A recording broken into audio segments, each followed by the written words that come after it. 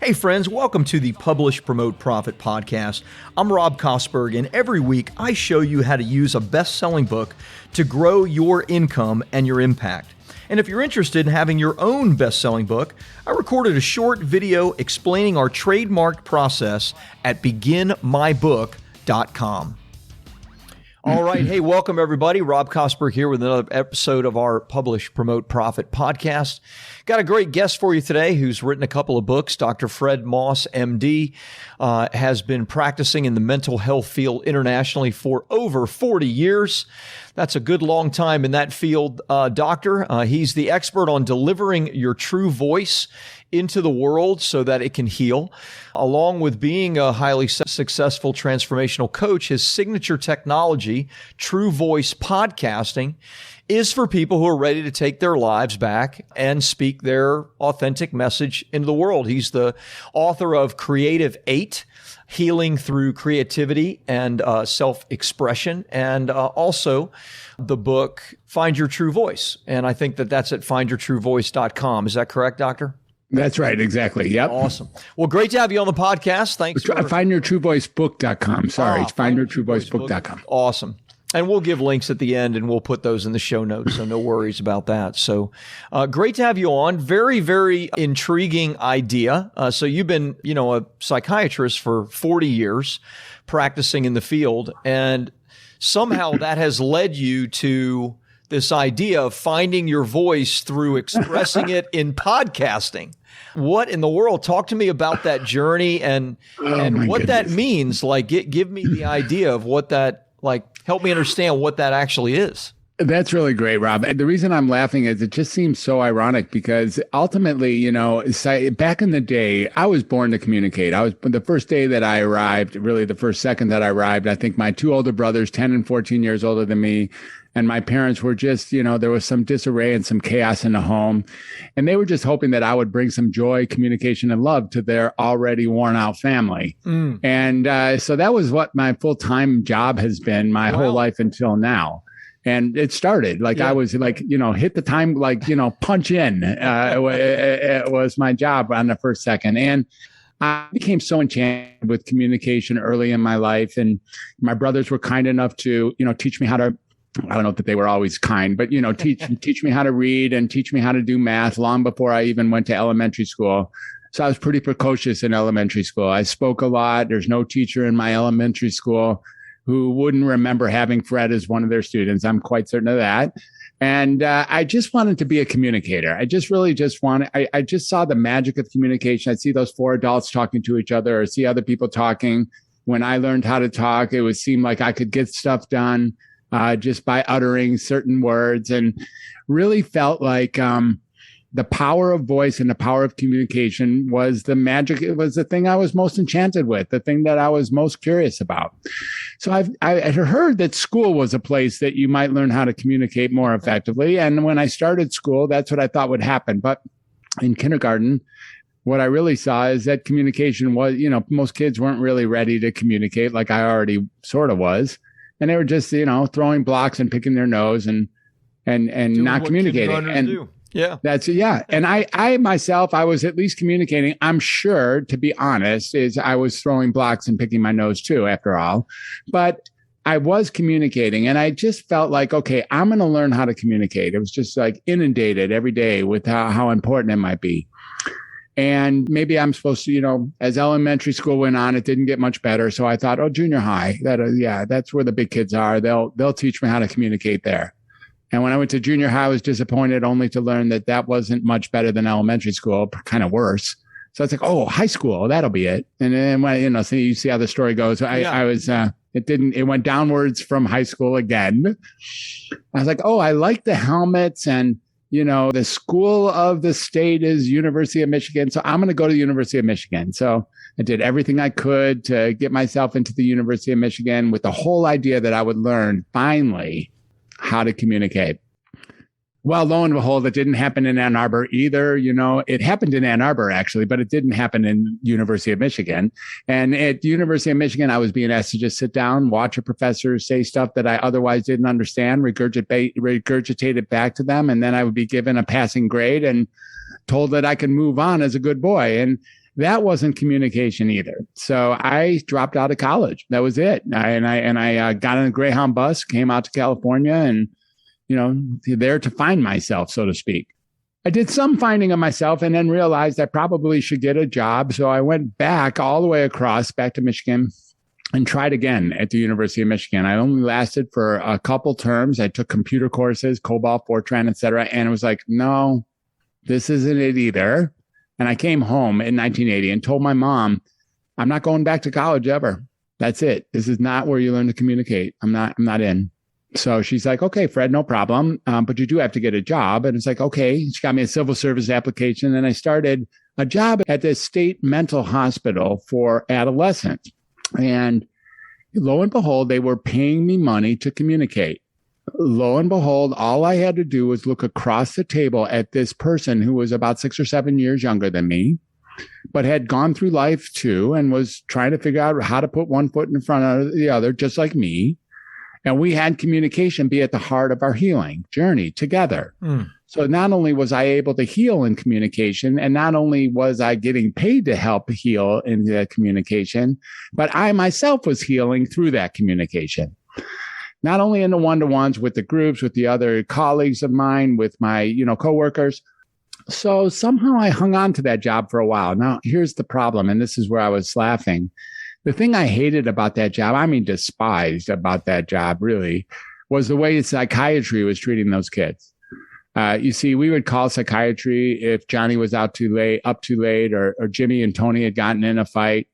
And the psychiatrist would come, would take the call and then walk down to the unit with his weapon, this thing here called a pen. And he'd interview the kid for a couple seconds, interview me, and then interview maybe the nurse, and then write something in the chart. And that would be some form of communication. And then we got to go find Johnny and hold him down while the nurse, tagged him full of some injectable sedative or antipsychotic and put him out of his misery for 12 or 24 hours. And then we had to call that a success. And there was something just so barbaric and unacceptable about that to me, that we had to do that so often to these kids that I otherwise just adored. And, if they stayed quiet and stuporous and saliva and could barely walk, that's what we called a success. And psychiatry, had lost its mind. My brother was a psychiatrist already. He's 14 years older than me. And I just thought, well, that's really the place where I can start taking communication to the top. So I made it my commitment to go back to school one more time with the sole intention of becoming a psychiatrist so that I could bring communication effectively back into the world and back into the psychiatric world. So 13 years later, after finishing off at Wayne State and then going to Northwestern and did a residency in University of Cincinnati and a fellowship in child and adolescent psychiatry in University of Cincinnati, there I was as a psychiatrist. Lo and behold, again, though, in the middle of that, there was a massive paradigmatic shift that took place in 1987. Some of us might remember, if you're old enough, and that is that Prozac was introduced to the world. And when Prozac was introduced to the world, it was as big a deal as any of the problems or issues that are going on in our world now. Prozac alone, the green and white capsule, was on the cover of Newsweek alone. It was also on the cover of Time magazine alone. This idea that we had now found a medication that could treat our ills in such a way that if we felt bad, there must be something wrong with us, and we had a pill that could take that away. Now, as we've later learned, the pill doesn't do that, but that was the marketing and tool of the times. And it was this idea that if you were uncomfortable, there was something wrong with you. And hence biological psychiatry was built as a specialty. It was launched, initiated. So now Prozac was soon followed by Zoloft and Paxil, and then many other classes of medicines that were aimed at this idea that if you were anxious or depressed, that meant there was something wrong with you. And now then all of a sudden medicines came out of the woodwork that were aimed at mood instability, or aimed at funky thinking, or aimed at, not getting jobs done quickly enough, or poor sleep, or not responding to trauma effectively, or trouble in social environments, or maybe not getting along with the other sex, or there are so many psychiatric conditions that have been built on the heels of that invention. So there I was now as a psychiatrist, actually becoming a international psychopharmacological expert exactly the thing that I didn't want to do when I pursued psychiatry 13 years prior. Communication is what I want to do. That's what I want to do. Because I know in my heart of hearts, I know in my soul, I know that little Freddie knew too, when he was 4 years old, just ready to go to elementary school, that communication, connection, conversation, and creativity are at the heart of all healing of all conditions. It's really what people want, is to be heard. And when someone's heard, healing takes place at that instant, no matter what the condition is, even if it's physical. So in 2006, I began to really take a different route and started, I had written out thousands, tens of thousands of prescriptions all of a sudden. And that, it was like so ironic as I look back at it. It's like soul sacrifice each time I took my pen out, this weapon. And I was like 2006, I began to do something what now seems like pretty radical, which was I took people off of medicine. I know that sounds so crazy. I began taking people, I know, wow.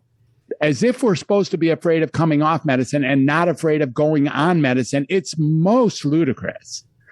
But there I was. I started taking my low-risk patients off medicine and reminding them there might not be anything inherently wrong with them in the first place. And they got better. They got way better, reliably better. Sometimes all their depression, all their anxiety just lifted and they became normal human beings.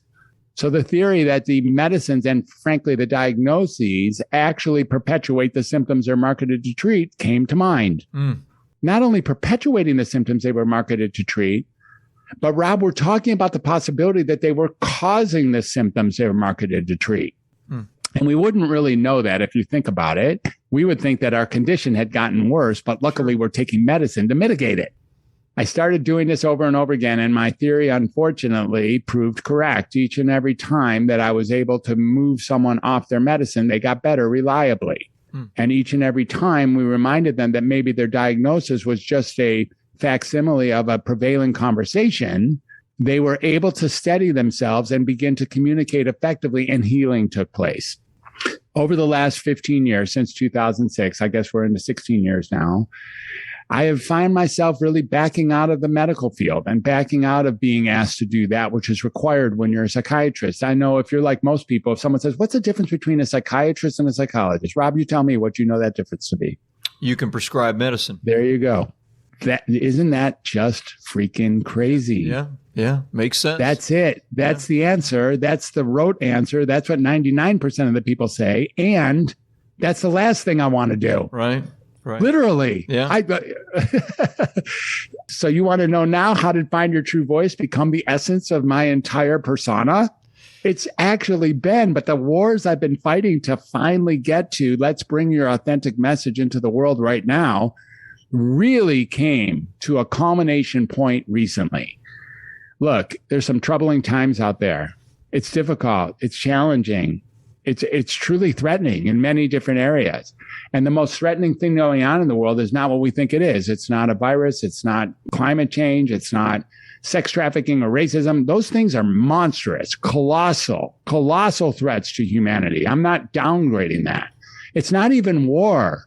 The thing I say is the biggest threat to the world is that we have chosen to stop speaking our true voice, and in some cases had it taken away from us. And without our true voice, we're not getting on the other side of any of these things anyway. So sayonara. So what does that mean to you? What is that, that I've heard that phrase before. I think it means different things to different people. So what does it mean to speak your true voice, and then lead that into this idea of podcasting and the connection there? Sure. So true voice is really coming in touch with that which is already within you. You don't have to go searching very far to find your true voice because it's right here with you.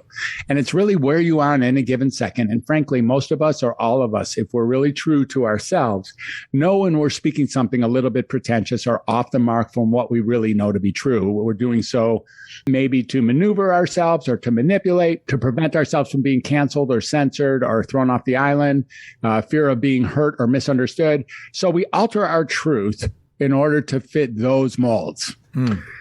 The true voice, the authentic voice, is what's sitting underneath there that you can feel when you, that isn't quite what I mean to say, but I got to say it given the circumstances that I'm in. The true voice is the one that's sitting there calmly underneath you that actually knows what it is you wish you could say or what it is you know about what you know about. So it doesn't necessarily need to be expressed either. Exactly. Okay. Now, that's a really good point. That's a great point, actually. So sometimes the best way to express your true voice is to simply be silent and to listen. In fact, listening is not only a counterpart to finding your true voice, it's the magic ingredient to finding your true voice. Listen to others, listen to your circumstances, listen to the context, listen to what's really being called for and what's being asked for in order to move that needle forward, and then deliver your true voice creatively into that setting. Now, people think they have to go to Tibet or live in a cave or I don't know, go to an ashram or meditate for a week or who knows, sit under a tree. And those aren't the things that necessarily bring you a true voice.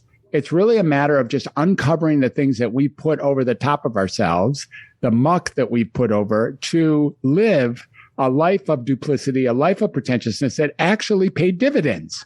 When I was a child and I could actually, cry on, cue in order to get a lollipop, I did. That was cool. When I figured that out, that was cool. When I figured out that if I changed the truth and my sister got in trouble and I didn't, that was cool. The crack in the cement has gotten a lot larger over time. And now we still live duplicitously. We find our reasons. We're afraid, people take advantage of that. They make us more afraid than when we tell the truth. We say our truth and someone hits us in the head and we decide we're never going to say our truth again.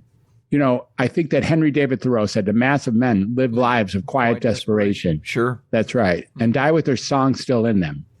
What I'm saying is bring out that song. That song needs to be sung. And I don't know how much time we have, but the greatest, tragedy that I can imagine is that you might live a whole life with your song unsung. Sure. And no one ever really get to know you. Interesting. Yeah, that's good. And I want to talk about the books and how you use your books to bring people into your world, to express this message. I like the message that I'm hearing.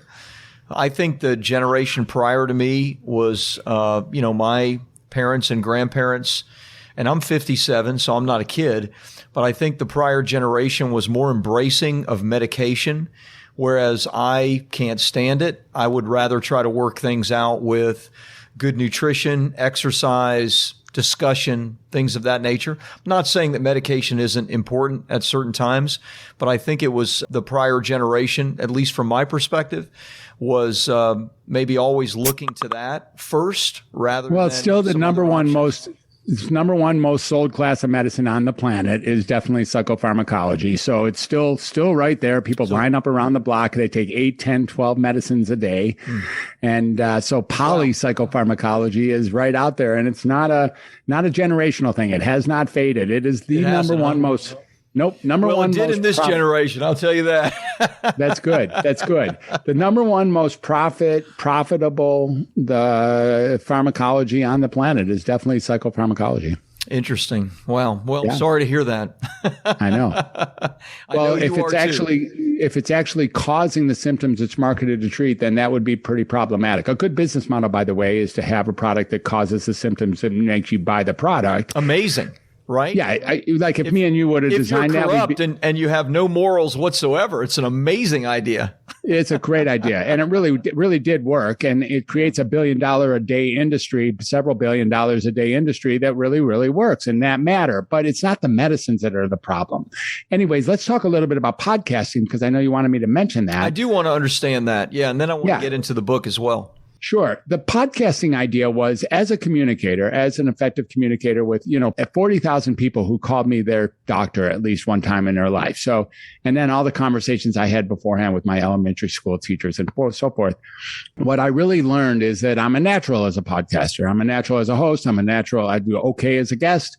And the idea is that I love communicating, The thing about podcasting that separates it from any of the other social media or delivery systems is that it's the last remaining vestige of a place that's uncensored, uncancelable. It's you own your own product. You can actually say what you want when you want. You don't get immediately hated or moved off the platform. And all those things are really happening all over the world, such that our voice is being choked out of us. Here, there is an open avenue for speaking our true voice still in podcasting. We don't know how long it's going to last, by the way. It isn't like it's just God's gift. It's something that's here. And look at Joe Rogan already. There's some people who are already being contracted. Yeah. And they could, and they might. And then that would affect all of us. I'm not making a statement one way or another. I'm just saying that as soon as podcasting gets canceled, that's going to be a rough deal. Yeah. So Welcome to Humanity is the name of my podcast. I just shifted it to, I know you're going to be very surprised at the name of my new podcast, which is True Voice with Dr. Fred. It took a whole team. Shocking. Wow. Yeah. Brilliant strategy. I'm telling you, we had to pay for, I had to pay for all the focal groups and everything. And that was what we came up with. And, so podcasting now, I do for the upcoming summit I'm hosting, I do podcasting with all of the stars on that summit. And I really just like interviewing people of all types about like who they are and what's being called for. And then really how to be an influencer is the new summit. So the idea is, how are you an influencer? How do you make your difference in the world? Like what's really here to make a difference in the world? And the book, the Find Your True Voice book, is meant for, leaders, coaches, and consultants who are ready to make their real impact in the world. And so what I'm saying to those people is they've been spending all this time helping other people, leaders, coaches, consultants. And at time, most of them have been muffling or muzzling their own voice in the meantime. Today's the day. Now's the time. They are the one. You are the one to bring that real true voice forward instead of pretending that you don't have one, or that I don't know, or that, all the things that we've end up doing over time to really muffle ourselves, to pretend to be someone that we are in order to protect ourselves from the real person that we are. Wow. Yeah. What an interesting decision. Yeah. You mentioned the Find Your True Voice book. Let's talk about that for a minute and kind of change gears. Different than a lot of podcasts, we have many authors or those that are coaches, consultants, experts that are thinking of writing a book or wanting to write a book.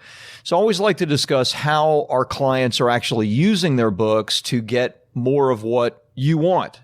More speaking, more customers, more clients, more attention, et cetera. So talk to me about how you're using your books, what you're doing. Any stories around that would be great. Sure. So the Find Your True Voice book is the book that I'm using. The findyourtruevoicebook.com is where you can find that book. And your listeners can, if they're interested in what I'm saying and want to resonate a little bit more with what I'm up to, go more in depth with this exact topic in that book, Find Your True Voice.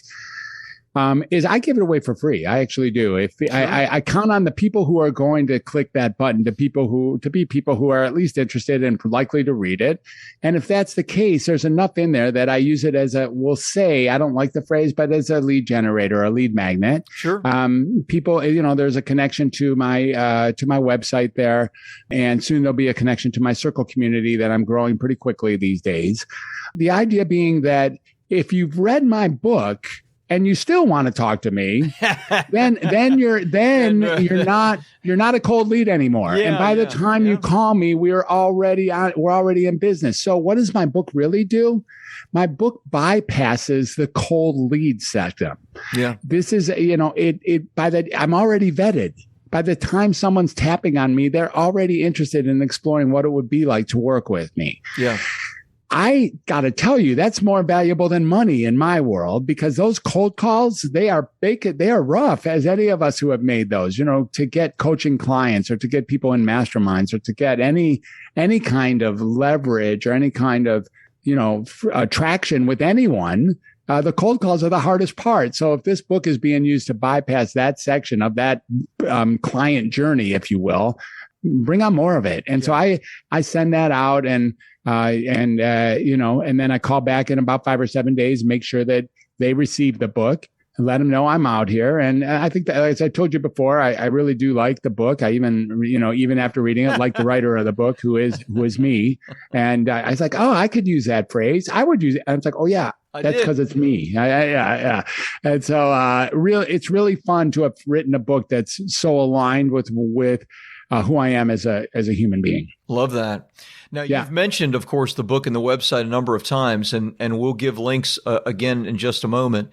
But how are you getting the book out into your potential audience? You just did through this podcast. I assume you do that with your own podcast as well as others. Are there other strategies that you use? There is. Tell me about first of all, being a podcast guest is magic. Sure. It is. I mean, after all, you're sort of renting me or loaning me this loving fan group of audience that's here that is already tuned into who you are. And so if I can speak and listen to what it is that's being called for inside of your audience group and then deliver this message into them, thank you so much. And thank you so much to your listeners for listening this far and being interested. So that is a fabulous way to get your book out, is to be a podcast guest. Yeah, 100%. The second way is to be a podcast host. It's true, but that's a little bit labor intensive. Not too much, by the way. Once you get it started, you get your team and you can get your process down and, get pretty good at it and get a whole intention put together a title and actually a theme. That's a great way to get your book out. So, in the bumpers and in the intros and outros, you can mention your book. The third way that is really, really fun for me is I'm doing a lot of expert speaking these days, and I'm speaking this same message in a 20-minute speech. It's some version of this. Thoreau's quote makes it into that speech, for instance. And there's another one from Voltaire. I may disagree with what it is you say, but I will defend to the death your right to say it. And, that's a true voice statement for sure. And so being an expert, I do a lot of Rotary clubs, and once in a while I get hired for actual keynotes and, I say plug my book, but it isn't really that. It's like, if you want to know more about me and you want to work with me, then this is the way to do it. Those three areas that, once in a while I'll post it on social media or on Clubhouse or something like that. But really, I like to get close to the people who are already possibly interested in talking to me. And I use the book in those three areas as the primary spaces. Yeah, beautiful. Love that.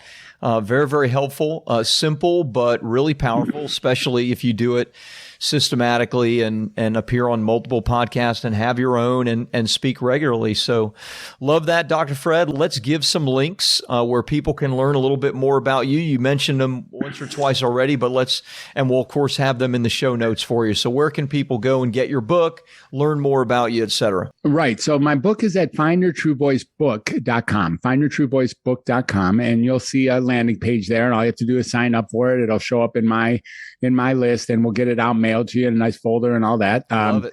The other website that I think is at this point really worth looking into is the Circle website. This is about the summit that we're having. So the summit we're having is called the We the People Summit. I have 24 influencers up there who are speaking to how, I know, surprise, surprise, how they found their true voice and became influencers. Nice. And as influencers, these are people with, big followings and big, but what they're really showing us is you don't need to have a big following to be an influencer. You just need to get in touch with your authentic message and deliver it effectively into the world around you, your community. And at that moment, when anyone listens to you, when you resonate with any souls out there, by golly, you just became a real deal influencer. You don't need to watch all these guys who have 1 million of them. That's not it. But if you're not speaking your true voice, then no one will ever know you. Yep. Frankly, if you're not speaking your voice, no one will ever hear you. If you're not speaking your voice, you can't be heard, but you can be hearded, by the way. If you're speaking your true voice, that's an opportunity to finally get people to learn from you, to be with you, to put yourself out there for who you really are. And then what you receive in return is actually authentic as well, including creating the space for other people. So this We the People Summit is a space for that to occur for these 24 pretty well-known influencers that are in on this. And we're going to be doing this over 6 weeks because my wife happens to be 100% Ukrainian. So all the proceeds from this summit go to the war-torn areas, the devastated, disrupted folks in Ukraine, the refugees and those left homeless and the children and et cetera that are really already affected so deeply as a function of the most recent war. So it's my pleasure to have a fundraiser that's building that kind of traction. We're expecting to raise $1 million for Ukraine in the next 6 weeks. So that's you can find that one at True-Voice. true-voice.circle.so. True-voice.circle.so is where you can sign up to be in part of that community. There's a True Voice community there. There's a We the People Summit community there as well. And I invite people to please come and do both of those. Love it. Even if this is after the summit starts on April 9th, you can still join that community. It'll be ongoing. And frankly, my whole brand is headed in this way. So my intention is now to create my podcast and my own podcast and my own, all the events I produce to be benefits for war-torn folks. I'm 64. It's time to roll this stuff back. And I've had a life that's great. And now I get to pour it back on the people who need it. Well said, my friend. Well said. Well, good luck with the summit. We'll have those links in the show notes. Thanks so much for being on the Publish, Promote, Profit podcast. Great to get to know you a little bit. Thank you. It's been a deep pleasure. Thanks for having me fit in. And I really have enjoyed this conversation. Really great. My pleasure. Hey, thanks for listening in on the Publish, Promote, Profit podcast. If you enjoyed it, please take a minute and like and subscribe to the podcast, because every week I bring you either great guests or great teaching to help you to grow your income and your impact with a best-selling book. And if you're interested in having your own best-selling book, check out my short video which explains our trademark process at beginmybook.com.